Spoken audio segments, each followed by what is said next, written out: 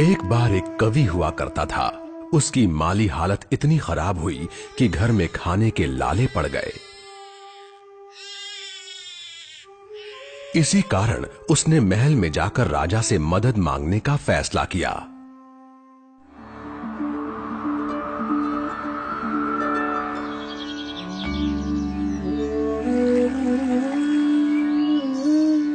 राजा के बुलाए जाने पर उसने अपनी कविताएं पढ़नी शुरू कर दी।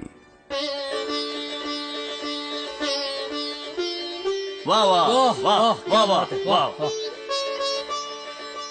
राजा बहुत प्रसन्न हुआ और उसने कवि से अपना इनाम मांगने के लिए कहा। कवि ने मोहरों से सजे शतरंज की ओर इशारा करते हुए कहा, महाराज, अगर आप पहले खाने में चावल का एक दाना रखें और हर खाने के लिए उसे दुगना करते जाएं, तो मैं समझूंगा मुझे मेरा इनाम मिल गया। बस इतना ही? राजा ने पूछा। सिर्फ चावल का एक दाना और सोना नहीं? जी हाँ महाराज। तो फिर ऐसा ही हो। दरबारियों ने चावल के दाने रखने शुरू कर दिए।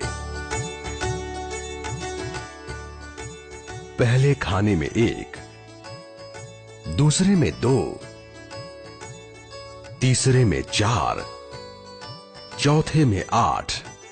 इस तरह वो रखते गए। जब 10वें खाने में चावल रखने की बारी आई तो उन्हें चावल के 512 दाने रखने पड़े। 20वें खाने तक संख्या बढ़कर 5,24,288 हो गई।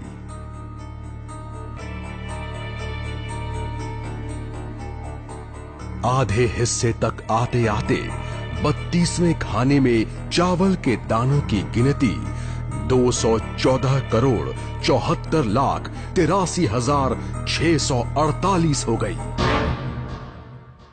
जल्द ही गिनती अरबों खरबों में बढ़ गई। आखिरकार अभागे राजा को अपना पूरा राजपाट उस चतुर कवि के हाथों सौंपना पड़ा। और इसकी शुरुआत चावल के सिर्फ एक दाने से हुई थी। कहानी की सीख, चक्रवृद्धि की ताकत को कम नहीं आंकना चाहिए।